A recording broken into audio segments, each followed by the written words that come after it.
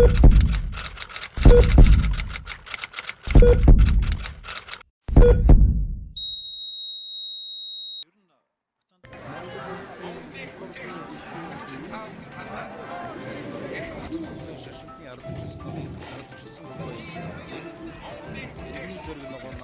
бол цаг үе цахим улс төрийн тойм, би тоймч Дүлгүн.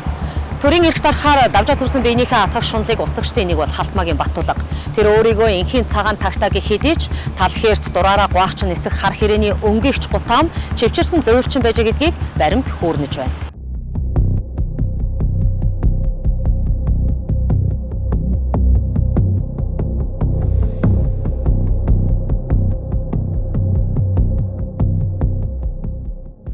Төгрөг нуурын ордыг өөртөө огт хамааралгүй хэмээн мэдсэн Женкогийн худал үгийг засгийн тамгаар нотоллоо. Үүнээс цааш түүнд худал ярих хорон зай үлдсэн хэсэг нь эргэлзээтэй. Тэтгэсэн ахта дагаар орж алба говьчуурын дайтай аврах хамгаалалт өгсөн оюун эрдийн хоолой зүүсэн хүзүүчийг Баттулга атгад суугаа учраас авилга хулгайтай тэмцэх хураалгыг дэвшүүлжсэн тэрээр Төгрөг нуурын стратегийн ордыг төрд эргүүлж авахд хүч төрөгдөхгүй байв. Төгрөг нуур төрдөө эргэн ирсэн ч офшор бүс дамнуулан наймаалцагч Баттулга мафад ямар хариуцлага хүлээлгэх вэ? Надад уулуурхай нэг л эзэн зөө. 250 сая доллараар зарсан чинь үнэ. Яага болдгоо. Төрийн нэрээр алх цохих амарханч гагцгүй цаазыг сахих нь түүнээс яриутай. Цааз хэмээгч нь эзний зарилгаар зарлагдаж мөнхөө эзний цаазыг үлзүрчих бат журмаар нийтэд төгдөг учиртай. Монгол Улсын засгийн газар Төгрөг нуурын орд газрыг төрд эргүүлэн авах шийдвэрийг гаргасан нь энэхүү орд газрыг офшор бүс дамнуулан наймаалцсан Баттулгын үйлдэлийг нотолсон гэсэн үг юм. Үндсэн хуулийн 6 дугаар зүйл 6-гийн 1 Монгол улсад газар түүний хэвлий ой ус амтан ургамал болон байгалийн бусад баялаг гагцгүй ард түмний мэдэл төрийн хамгаалалтад байна. Стратегийн ач холбогдол бүхий ашигт малтамлын ордыг ашиглахдаа байгалийн баялаг ард түмний мэдэлд байх зарчимд нийцүүлэн түүний өр өгөөжийн дийлэнх нь ард түмэнд ноогдож байх эргэцэн үндсийг хуулиар тогтооно гэсэн заалтыг Халтмаагийн Баттулгад уншиж сонирдуулахгүй аваас боловсролын түвшинд дорой түүний тарих ухамсарт зөвхөн арилжаа дагсан ашиг орлогол эргэлдэж байна, эргэлзээгүй. Эгэл хүмүүний эрдмийн дээд нь арилжаа 8-гийн хүүхдээ. Энэ хилцлийн агуулгатай цоохор дээлтийн тавиланг хоршуул бас түүнийг дээд угсаатан гэхэд үнэмшил муутай сонсогдно.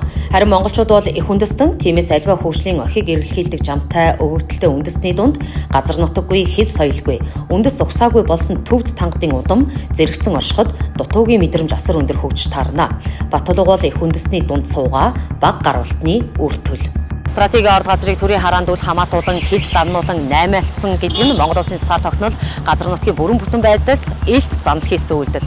Үүнийг хууль хяналтын байгууллага нь өргөн утгаар нь харж чадах юм бол Баттулгыг үндсэн хуулийн эсрэг гэмт хэрэгтэн гэж бүрэн яллах боломжтой. Надад уулуурхай нэг л эзэн зөө. 250 сая доллараар зарсан чинь үнэ. Яага болдгоо.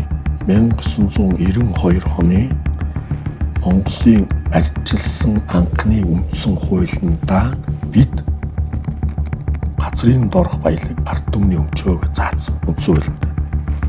Үүнээс хойш 2007 онд 55 орчим ордыг энэ ордуудыг стратегийн орд гинэ гэд улсын хурлаараа үйлчилж байгаа юм. За 92 он 2007 он дараа нь юу болсон бэ гэхээр 24 оны 4 сард одоо нэг жилийн өмнө энэ парламентаас өмнөх парламент баялагын сан гэдэг хуулийг баталсан байхгүй. Баялагын сандаа энэ стратегийн ордуудаа өгөө. Энэ дотор ч тэр Төгрөг нуурын орд чинж байж байгаа, нөгөө ухаан утга чинж байж байгаа нэг 50 гаруй орд. Энийгээ өгөөд баялагын сангаа аривжуулаач л гээд яваад ирлээ шүү дээ. Минийх юм бол би 100% өгье. 250 сая доллар гэдэг чинь маш их мөнгө шүү. Стратегийн орд газартай холбоотой үндсэн хуулийн заалтаас таймынхоо ихэнд танилцуулсан учиртай. Сая үзүүлсэн ярианд Женко Төгрөг нуурын ордыг худалдаж авсан гэдгээ үгүйсгээгүй, харин баримтуудад дурддагдж байгаачлан 250 сая Америк доллараар худалдсан уу гэдэг асуултанд хариулт өгөлгүй тойроод өнгөрсөн байх юм. Төвд банкны хөлгүүд ямагт эдүрийнхээ төлөө эзнээ барьж эздэг нь удамшлийнх нь онцлог. Тиймээс Монгол улсыг барж итгэл гений мэдээлэл Баттулгын цуснд бий. Тэгээ би одоо улсын их хурлын гишүүн Монгол улсын төрийн тэргүүнээр ажиллаж исэн Баттулга гойд хандаж хэлье. Та бол энэ стратегийн 39 стратегийн ордод хамаардаг Төгрөг нуурын ордыг зарсан чинь үнэ. Зарахтаа Виржиний аралд бүртгэлтэй Well Delighted Limited, Brave Lion, Сингапурт бүртгэлтэй Camex Pte Ltd, Хонконгод бүртгэлтэй Минхон гэдэг компаниар дамжуулж энэ компаниудыг оролцуулж үндэстэн дамсан санхүүгийн схем хийж 250 сая доллараар зарсан чинь үнэ. Надад уулуурхаа нэг ч лиценз баг. 250 сая доллараар зарсан чинь үнэ. Яага болдгүй. Учирлын энэ тайлбарыг Монгол Улсын засгийн газрын байр суурь гэж харах бүрэн үндэслэлтэй түүний ярианд дурддаж байгаа баримтууд яа харахгүй Батулгыг төвөрг нуурын ордыг офшор бүсэд наймаалцсан гэдгийг нотолж байна.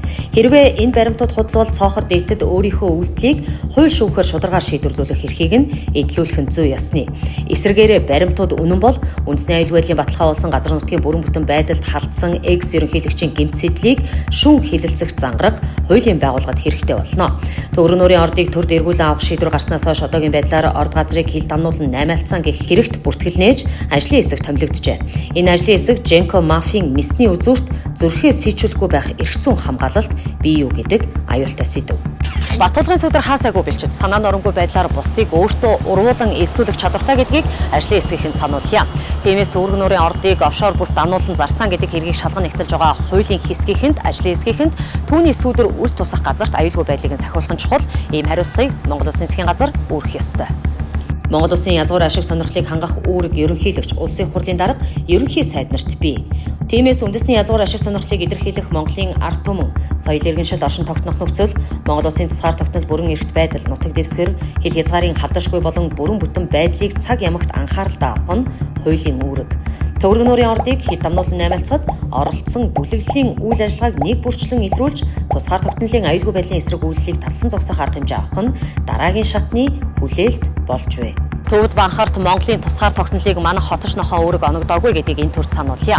Нэгэн цагт үндэсний аюулгүй байдлын зөвлөлийг тэргүүлж явсан Халтмаагийн Батулга төвөрг нуурын ордыг хил дамнуулан зарсан гэдэг хэргийг тэр тусмаа шалган нэгтэлж хуулийн хариуцлага өөрүүлэх учиртай юм.